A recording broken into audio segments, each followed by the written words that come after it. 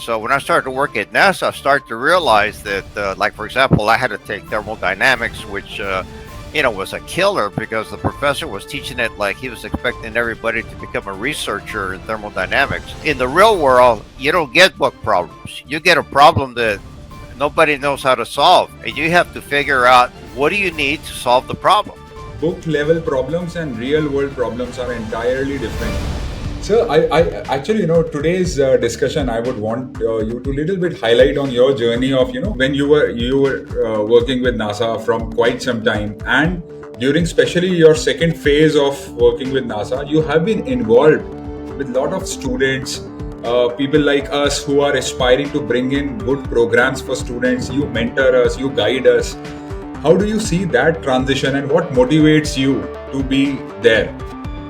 Okay, I mean, my interest started many years ago, and I have to say that it's primarily because of reflecting back when I was going to the university. I saw that what I was learning, and then afterwards going to work at NASA, I saw somewhat of a gap, if you will, of what I was being taught, more theoretical type stuff than practical hands-on. And so when I started to work at NASA, I started to realize that, like for example, I had to take thermodynamics, which was a killer because the professor was teaching it like he was expecting everybody to become a researcher in thermodynamics.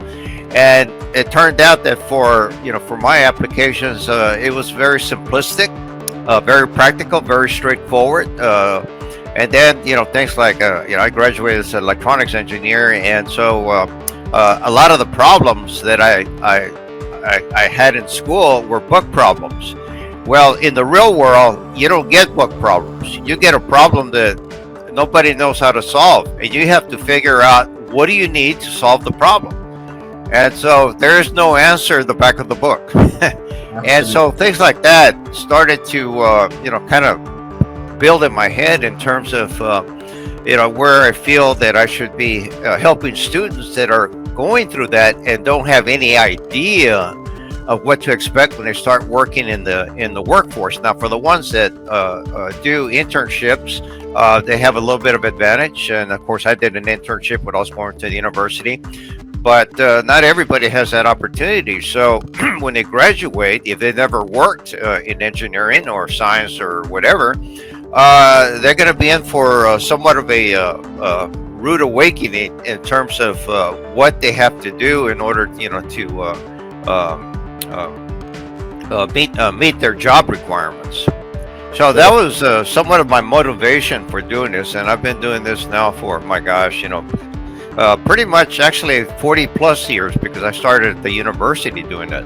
So anyway, it's my motivation is to help students learn if they can from my experiences, from my